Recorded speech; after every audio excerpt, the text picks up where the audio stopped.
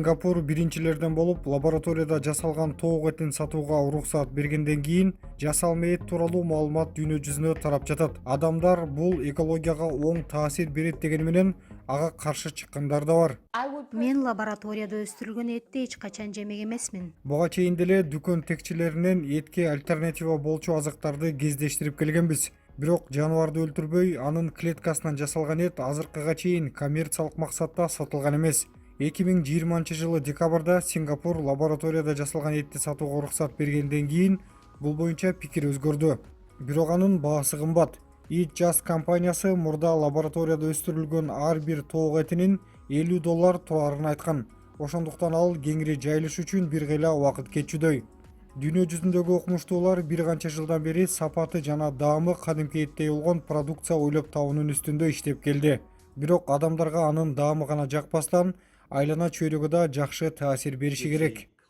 Бул Жош, ал Eat Just компаниясынын өкүлү. Каарманыбыз лабораторияда жасалган эт көмүр кычкыл газынын бөлүнүп чыгышын азайтканы тууралуу угуп кубанычта. Көмүр кычкыл газы олоттуу. Анткени глобалдык парник газынын 1/4 тамак аштан пайда болот. Ал негизинен эттен жана эт продукцияларынан бөлүнүп чыгат. Дүйнөдө этке болгон суроо талап өскөн сайын зыяндуу газдар да көбөйөт. Бразилия сыяктуу өлкөлөрдө токойдун ири аянты тазаланып, жем катары мал жандыкка соя өстүрүлөт. Демек, лабораторияда эт кантип жасалат? Жаныбардын бир тал жүнүнөн клетка алынып, кийин ошол клетканы өстүрөт. Ал көбөйүш үчүн аны атайын заттар менен азыктандырат. Кийин аны кеңири өндүрө башташат. Жасалма этти өндүрүү жарыяны көмүр кычкыл газын бөлүп чыгаруу жер, суу иштетүүгө караганда 95% натыйжалуу. Лаборатория эти экологияга зыян тийгизбей, этти жакшы көргөн адамдарга чынында жагабы, жокпу, эксперттерден сурап көрдүк. Эгер лабораторияда жасалган эт өндүрүүгө кеткен жердин аянтын кыскартууну токтотуп, климаттын өзгөрүүсүнө оң таасир берсе жакшы болмок. Бирок ал жерлер кийин кандай максатта иштетилеринен да көз каранды. Лабораторияда эт өндүрүү технологиясы азырынча жаңы көрүнүш. Ошондуктан ошол технологиялар кеңири масштабта колдонула баштаганда, ал экологияга кандай таасир этээрин билбейбиз.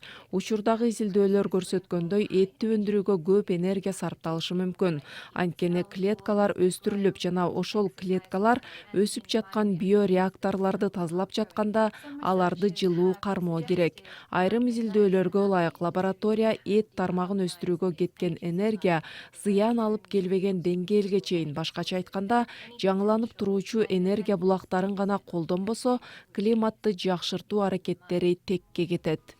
Бул маалыматтарды эске алып, Түштүк Африка жана Сингапурлук этти сүйүүчү тургундардан лабораторияда жасалган эт дүйнө жүзүндө популярдуу боло алабы деп сурадык. Ал Түштүк Африкада популярдуу болот деп ойлобойм. Бизге табигый эт жагат. Баары табигый болсо.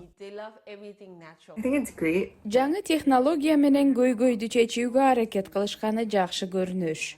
Ал климаттын өзгөрүшүнө жана туруктуулукка гана багытталбастан, дүйнөдөгү тамак аш тартыштыгын да жоет деп ойлойм. Албетте, фермаларда эт тармагында миңдеген адам эмгектенет. Ошондой болсо да, чакан масштабтагы лабораторияда эт өндүрүү айрым мүмкүнчүлүктөрдү берет. Демек, лабораторияда эт жасоо кеңири тараш үчүн дагы убакыт керектелет.